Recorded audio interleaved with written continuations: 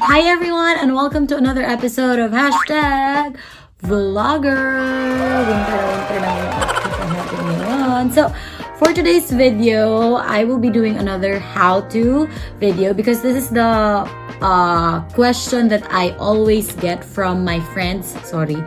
Question that I usually get from my friends and from the people here working here in Japan. So the question that I usually get is how to apply for pension exemption dito sa Japan. So if you guys are interested and if you guys want to know more about it, just keep on watching.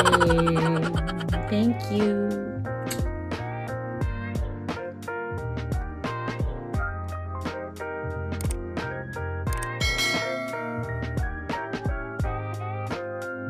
Okay, so let's start. Because this is the most asked question that I get from my friends dito, I decided to make a video about it so that everyone could see and it would be easier for them na malaman kung paano ba mag-apply for exemption or reduction ng payment for pension. So the first, this is gonna be a Q&A portion where I just answer the questions that I know and based on my knowledge only. So, syempre, it may be different in your case kasi we all are living in different prefectures. But, again, this might help you. So, let's start. First question, are pension payments required by the law? So, the answer is yes, it is. All residents in Japan and all foreign residents living and working here in Japan are required to pay into the system. Although some foreigners are not paying their pension during their first year. But yes, it is required by the law as it is mandated by the Japanese government. Even foreigners are required to pay for their pension. Second question, how much are pension payment per month? So now, this will depend on your work contract and your prefecture or the place where you are living or the place where you're residing. So in my case, I'm paying for the Kokumin Nenkin. So, yung Kokumin Nenkin is the standard pension payment here in Japan. And they also have another term, it's called Shakai Hoken, but I'm not really very much familiar to that. I think yun yung for those people who are working over 40 hours or for 40 hours, yun yung binabayaran nila. But in my case, I'm paying the Kokumin Nenkin, wherein I pay by myself, hindi yung company ang nagbabayad for me. So yun yung standard pension payment. So, if you are working for less than, if you're working for less than 30 hours a week, you will fall under the category Kokumin Nenkin or yung binabayaran ko nga ngayon na standard basic payment dito sa Japan. So, yun. Question number 3. What is Kokumin Nenkin? So, as I've mentioned, it is a pension payment, the standard or the basic payment na binabayaran ng mga foreigners and even Japanese people. So this means that every month you will have to pay for your pension on your own. So the Japanese government will send you monthly pension bill every month and it's your responsibility to pay for it every month as well. May it be sa convenience stores, sa payment stores, sa payment centers, or sa post offices here in Japan. So it depends kung saan mas convenient sa inyo, but it's your responsibility to pay for it every month. And just take note that it's not the company who's gonna pay for your pension, but it's gonna be yourself. So, responsibility mo yun. You should also add that up to your budget if you wanna work here in Japan. And if you are already working here in Japan, please do take note of that kasi medyo may kalakihan yung pension payment dito sa Japan. So, I suggest a budget for that. So, next question, how much is the pension payment? So, as per the Shakai Hoken, which I'm not very much familiar nga, it depends on the company kasi alam ko parang may less ata kapag So, kapag Shakai Hoken, I'm not really sure kasi alam ko parang may less kapag sa company. But if it's Kokumen Nenkin or the payment or the pension payment that I usually pay or the basic standard, it is usually around 16,000 yen per month. So, 16,000 yen per month is like 7,500-ish in the Philippines. So, yun yung payment na ibabayad mo per month sa kung saan ka mang prefecture located. So, yun. So, again, yung bills or yung price or yung payment varies depending on your prefecture as well, depending on your local government. Kasi ako, I pay exactly around, I have to pay 16,800 yen on my first year. So, yun. Okay, so, next question. I was also asked this question many times. Is it okay to ignore the bills?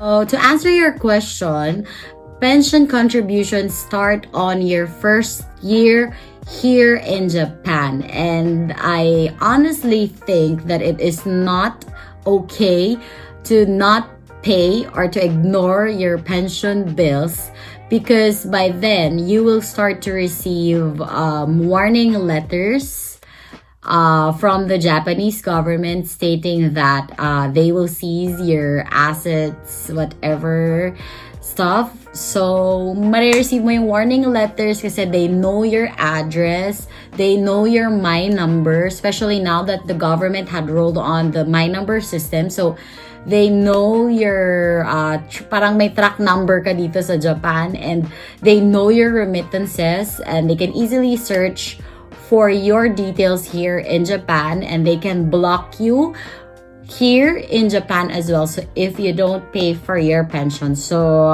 I definitely do not suggest na ignore mo. I definitely suggest not yon. I definitely suggest not to ignore. Tama ba yun? I definitely suggest not to ignore your pension contribution. Kasi ikaw din naman by yourself matatakot kapag na-receive mo na yung mga warning letters from the government na mag-aano sila ng mga assets mo, kukunin nila yung mga assets mo, they will force to deduct it from your bank account kasi alam din nila yun. So, it's not something that so it is something that people who are working here in Japan should be afraid of. Kasi nga, alam mo yun, nahiyaw naman natin syempre na ma-blacklist tayo dito sa Japan. And we of course want to have an image of a good paying citizen here in Japan. Kasi syempre, as an English instructor, syempre, kumikita ka. They know that you're earning money from Japan. So, it is your responsibility to pay for the things that they are asking you to pay and you're mandated to pay as per the Japanese government or the law. So, yun. Next question, is there a penalty for late payment? As far as I know, they don't usually have a penalty for late payment here in Japan kasi based on experience, nakalimutan ko na isang beses bayaran yung aking water bill kasi yung water bill ko is 2 months. After 2 months dumarating. So, minsan nakalimutan ko talaga siya. But, they don't usually have late or penalty for the late payment. But, I think some of my friends and yung ibang mga kakilala ko dito are getting penalty, which is 100 yen lang naman. So, that's like 45 pesos if converted sa Pinas. So, hindi naman sila ganun ka-pressed on sa ganong late payment. Okay, next question. Is there a penalty for not paying the pension at all? So, I am also, paano ko ba? So, I'm also asked this question many times kasi parang maraming foreigners are not paying for their pension on their first year. Excuse me. So, talagang hindi nila binabayaran yung pension nila on their first year, and they don't care if they're getting warning letters from the government. But, as I've said, for me, it is totally not okay na hindi bayaran yung pension contribution mo kasi as I've said, they've rolled out the My Number system so they can track you. They know your My Number, they can block you, and you can always apply for pension exemption or pension reduction naman. So if it's too big or if it's too costly for you, then probably just apply for pension reduction or pension exemption. So, mostly kasi sa mga foreigners, and tulad sa case ko, talagang they approve full pension exemption on your first year. But after that year, they won't exempt you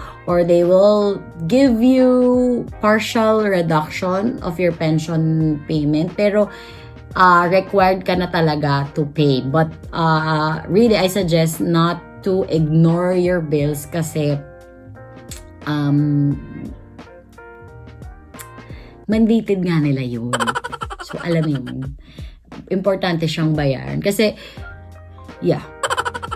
You can refund naman kapag aalis ka na ng Japan. You can always ask for a refund. So, bayaran nyo na lang. Kasi, makukuha din naman yung partial amount kapag umalis kayo ng Japan. Okay, next question. Next question, how can I apply for pension exemption? Okay, so I've been asked this question a lot of times na din. And I just recently applied for pension exemption kasi nga parang twice dumarating yung bill ko dito. And every time na nakaka-receive ako ng bill, I always apply for pension exemption automatic na sa akin yon. So, during my first year, syempre medyo lost din ako. Hindi ko alam how to apply for all those. So, I've been watching a lot of YouTube videos, video tutorials, paano ba fill up yung mga form, using Google, reading a lot of stuff about it. So, it's pretty simple. You can just get a pension exemption form or pension reduction form from your city hall, your municipal office. So, pupunta ka lang doon, you will ask for it.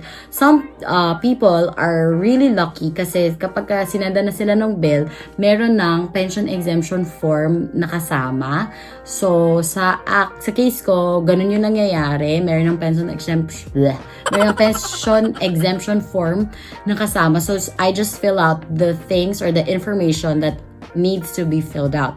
So, please do take note na yung form is all in Japanese. So, it would be difficult for you to fill out the form. So, I suggest using Google Translate, using Google, and meron namang mga translated forms na. So, you can just fill it out easily or ask a friend to help you who's really good in Japanese. You can read kanji, katakana, hiragana. Then, saka mo fill upan yung form kasi parang to avoid erasures na lang din.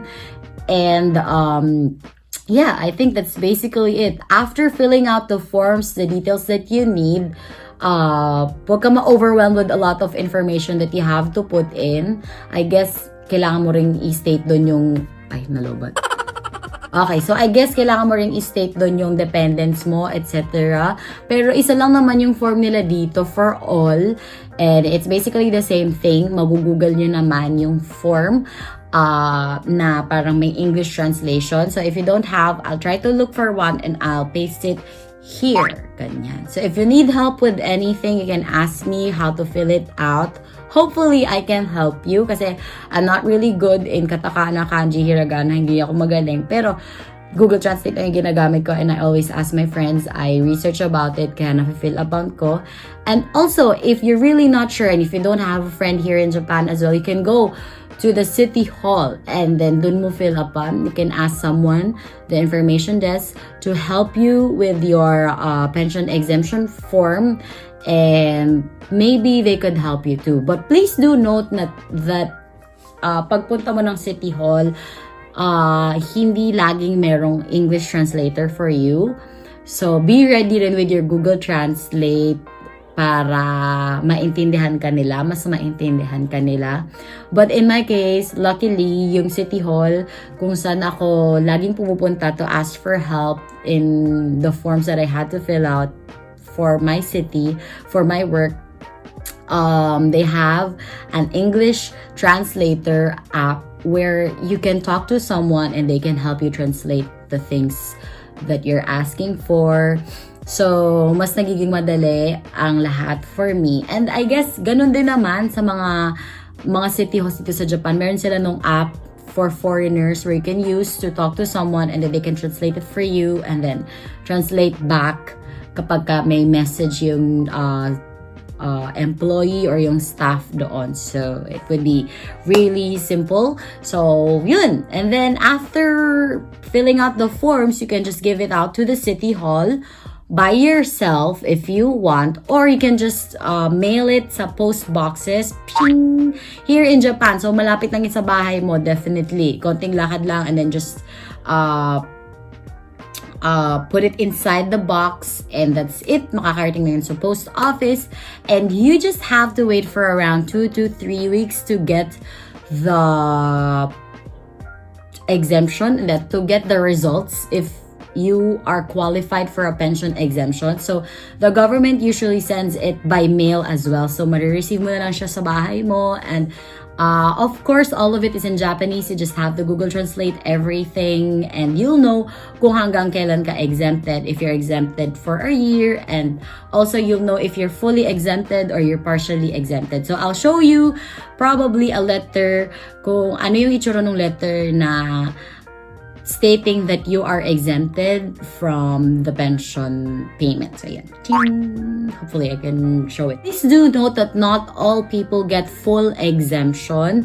So, madalas makuha mo siya during your first year, yung full exemption. But on your next years, most probably, you're just gonna get a pension contribution reduction. Pero, kailangan mo nang magbayad on your second year.